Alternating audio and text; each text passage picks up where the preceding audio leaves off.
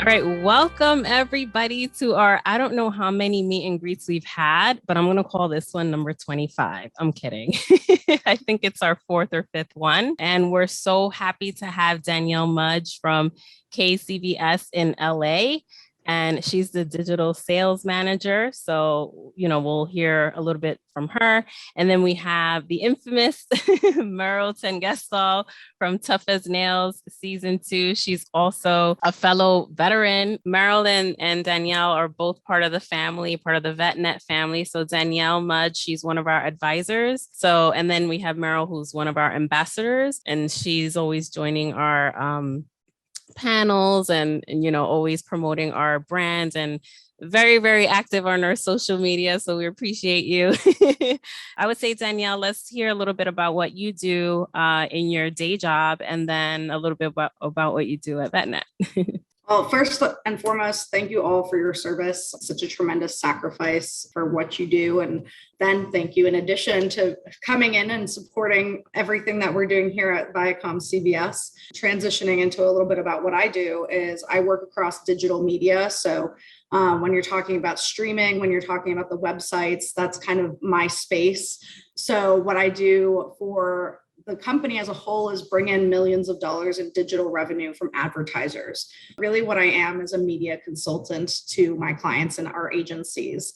So I really have to have knowledge across every piece of digital media that exists, from search engine marketing to display advertising to streaming to brand influencer campaigns. I really run the gamut in terms of the type of media that I have my hands on and what we sell to our advertisers. So you have to kind of be a jack of all trades in this space, which is really enthralling, especially as digital continues to become a top priority for ViacomCBS, as we know, with Paramount Plus, Pluto TV. And then for VetNet, Bradley and I sit pretty close to each other in Los Angeles, but he basically works with me on building out digital creative that we can distribute across our local owned and operated properties. So like CBS Los Angeles, CBSLA.com, WLNY in New York, et cetera. So basically what I do for VetNet is place all of that media and make sure that we get a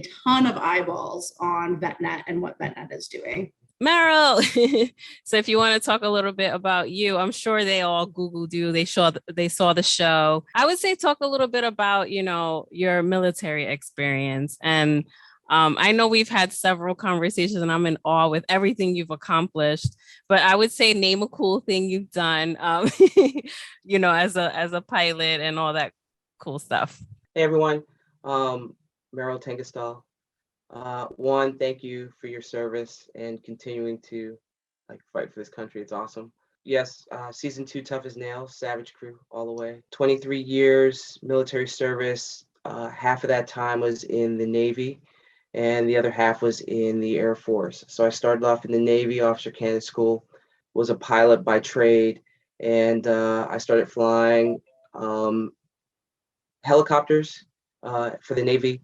Went on to be an instructor in the T-6 and T-34 aircraft. In 2004, I switched over to the Air Force to fly the U-2 aircraft, which I flew for the next 13 years in that community. Also a T-38 instructor. Deployed in the Navy to North Arabian Gulf in 97. I did the Unitas tour back in 99, 2000. On the Air Force side, I was in Operation OEF and OIF, Operation Enduring Freedom and Iraqi Freedom. I have over 3,400 military hours in 6 different aircraft. I've served command billets from commander at U-2 flight test. I've done staff tours at NORAD Northcom. I worked in safety. My last job before I retired in 2007. I was the director of inspections for the Inspector General of the Air Force. I worked directly for a 3-star, and I was in charge of inspection policy for the entire Air Force. Broad brush, I've done a lot of things, so I have a pretty unique background. I always say I'm bilingual. I could talk multiple services, and I've served with just about everyone. So it's been a pretty good ride. After I retired, I actually became a personal trainer, and I kind of motivate and influence people, especially younger folks, through physical fitness as well as just speaking in general. One of the most interesting things that I've done as a pilot, flying the U-2 So, flying over 70,000 feet, seeing the curvature of the earth, it's a pretty neat sight. And for all those who don't know what the U-2 is, it's a single manned aircraft. Well, we do intelligence, surveillance, reconnaissance. So for all you analysts out there, I'm sure you may have seen some of our products. That's about it. So I would say both Merrill and Danielle, just share a piece of advice for anybody who's looking to get into the media, or just any advice that you would give. I mean, the great thing about, I think, everyone here, that's interning, you already have this military background. So there's this kind of ethic that you already have built in, and that I've seen now. I mean, I've been just a civilian for about 5 years. It is difficult working with some civilians because there's some basic things like arriving to work on time, being there when you say you're going to be there, or actually following through with things, actually doing procedures, writing procedures and following them. A lot of basic stuff that I still to this day baffles me why it can't be done. But I also know I retired as a colonel, so I have to dial that back. You guys are so far ahead, I think, of your peers just because you have that ethic, and just let that shine through and let that, drive you to just pump out some great work. I'm already seeing, just by what you guys do and what you guys been involved in, you're already doing some amazing stuff. So continue to do that. I mean, I'm actually going to take a piece of advice that Betty gave earlier. Really don't be nervous about people's positions. You could be talking to Bob Backish. You could be talking to me. We're all just humans, and we're all collectively just working towards our collective work goals.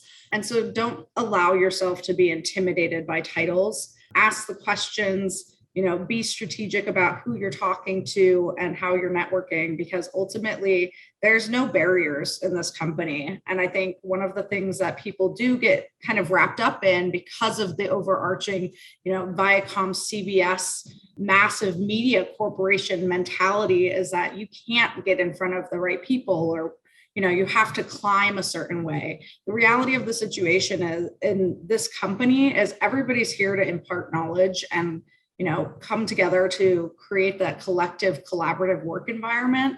So don't let people's positions intimidate you, and never hesitate to ask the questions. Are y'all currently doing what you plan to do like 5 years ago? Where you're at now, did you plan to do it, or did you fall into that position because it was available and you end up loving it? I actually fell into ad sales in college on accident. I was in a marketing position, and I always thought I would go into the ad agency world, or work on brand marketing for a larger corporation. When I stumbled into ad sales at Disney ABC in New York, I realized that this allows for more knowledge and growth within specifically the digital space. This was like a decade ago. I saw it as that massive opportunity to kind of ride the wave of the future for media. And I kind of took it and ran with it. I will say the reason why I started flying is because at the age of 7, I wanted to be an astronaut. Joining the military and everything was something I always wanted to do. I did not make it to NASA in the military. I think people were shocked as a colonel that I retired the way I did. Most people, as one of my old bosses said, they just looked at me like, why are you doing this right now? For me, it was about my family, and I had at that time, he was a 5-year-old. I knew that I could still stay in and do good things, but, I didn't make it on the astronaut track. I flew U-2s, spacesuit, pressure suit, as close as you can get. So I was like, I have to be able to do something on the outside. And now that you see with civilian space travel, I've never lost sight of my goal. I just knew that my route would be just a little different. 5 years later, after leaving the military, I'm actually more surprised, especially with tough as nails and everything, how life has, there's still time. Yeah, there's other options. So I'm working on it. So it's not over yet. I am where I need to be right now. Yes, absolutely. Did I think I would get there so quickly? No, but I think meeting people at CBS and doing the show was this great opportunity. And I've been trying to, maximize it and just do the best at this opportunity that I've gotten. So as far as balancing ambition with the realities of like your 5-year-old, like any advice on like how to do that? If I dial that into work-life balance, is that what you're asking? Yes. I had a kid later in life.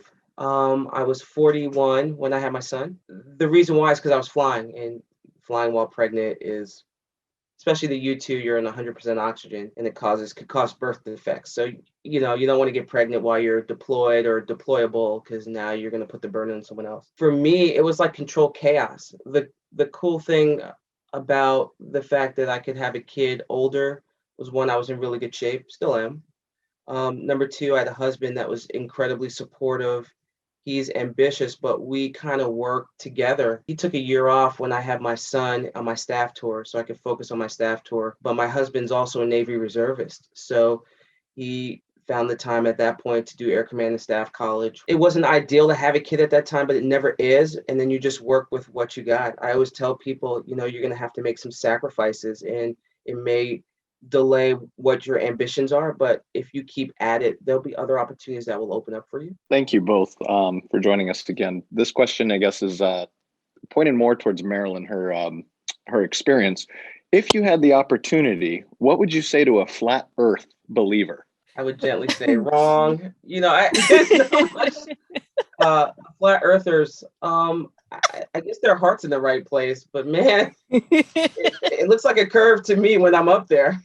Chris, can you confirm or deny Space Force? I can say that the way a projectile works, it has to be curved.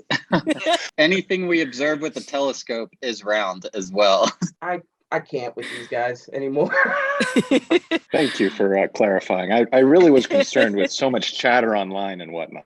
So I really appreciate the insight. So any parting words, Danielle and Merryl? I think for this group, especially now, COVID is definitely in the forefront of people's minds. And I think there's a lot of uncertainty that I'm getting from people, just all over, just people I talk to here.